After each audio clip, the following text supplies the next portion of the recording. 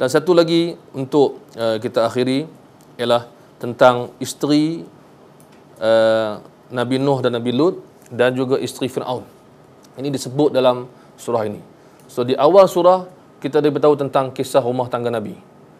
Di tengah Allah beri kita pengajaran, peringatan, suruhan, penegasan dan sebagainya.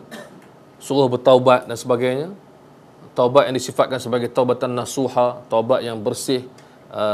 Kalau orang Arab sebut madu yang bersih, tak ada sampah, tak ada apa, asalun nasih, yang paling bersih, paling suci, buat yang terbaik.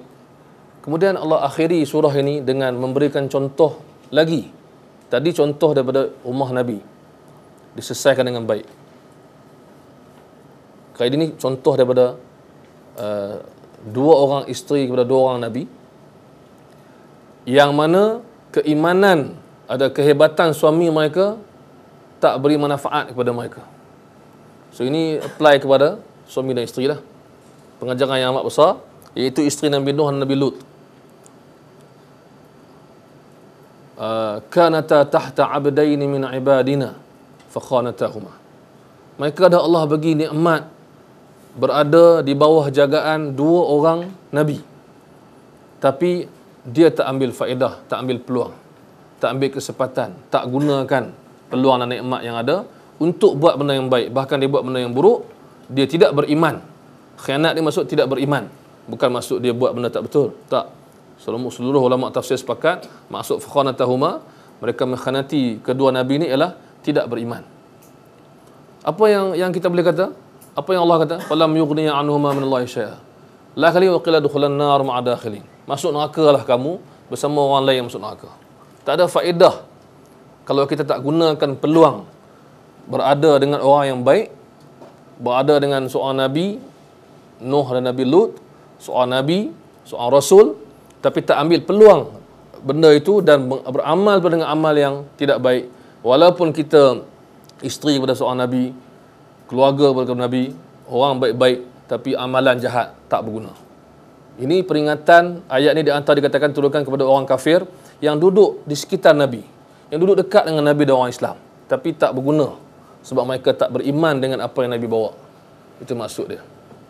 Kemudian isteri Firaun sebaliknya, walaupun duduk di samping Firaun yang jahat, sejahat-jahat makhluk dekat dunia ni, yang mengalahkan syaitan dari segi kehebatan cakap dia tu.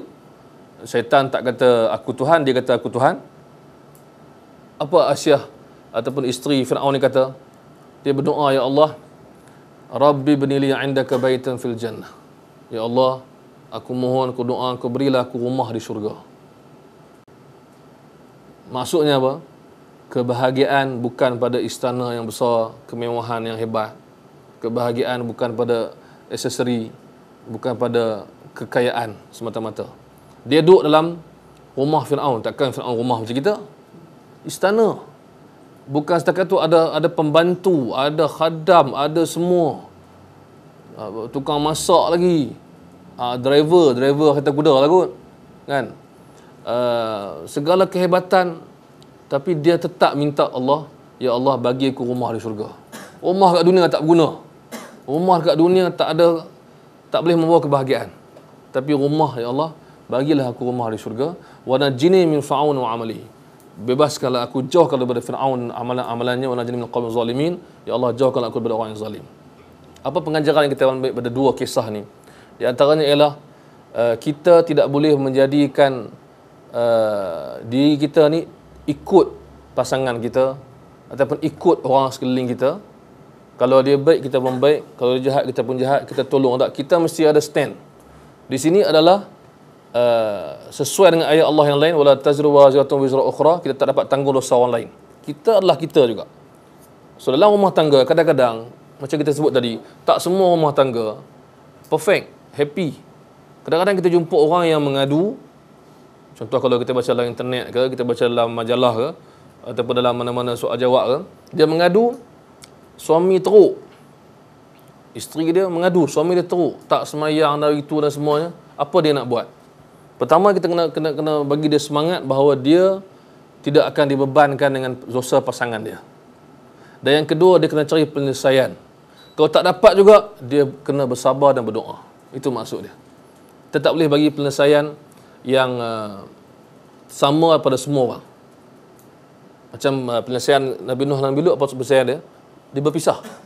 Sebab isteri dia memang teruk, dah memang bersama dengan orang yang ni, tak beriman, dia berpisah. Sama ada berpisah macam Nabi Nuh berpisah dan Nabi Lut berpisah dari segi azab yang diturunkan.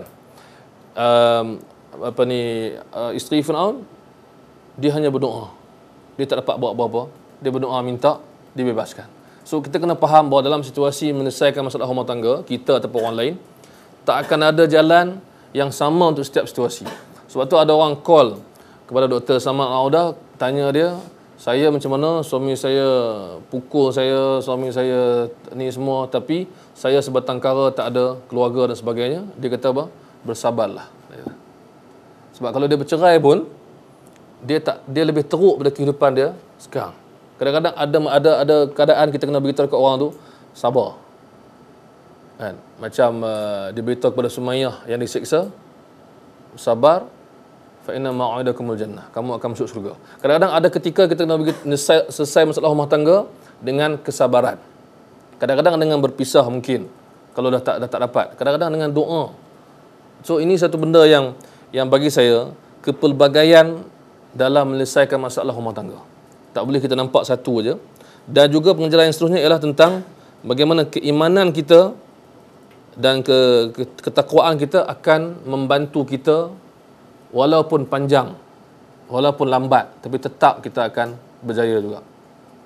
Betapa siksanya Firaun, betapa siksanya isteri dia bersama dengan Firaun, betapa siksanya orang kata Nabi Nuh dan Lut bersabar dengan kainah isteri dia, tapi akhirnya ada penyelesaian.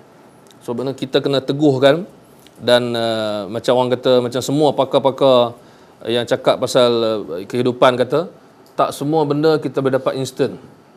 Kebahagiaan ataupun kecelakaan, penyelesaian ataupun masalah, kadang-kadang dia bermula dan kita tak sedar. Tapi bila kita buat usaha ke arah itu, penghujungnya akan kita dapat juga. Dan Maryam, Allah sebut pasal Maryam last sekali, Allah memuji Maryam, dan kita hari itu pun dah habis, kita cerita banyak juga tentang surah Maryam, tentang apa masalah yang Maryam hadapi. Masalah dia diuji oleh Allah, soal ujian, diuji oleh Allah, dan dia juga difitnah oleh masyarakat dia, tapi akhirnya Allah bebaskan dia, Allah bersihkan nama dia, dan masyarakat angkat dia kedudukan yang tinggi dengan Nabi Isa sebagai anaknya.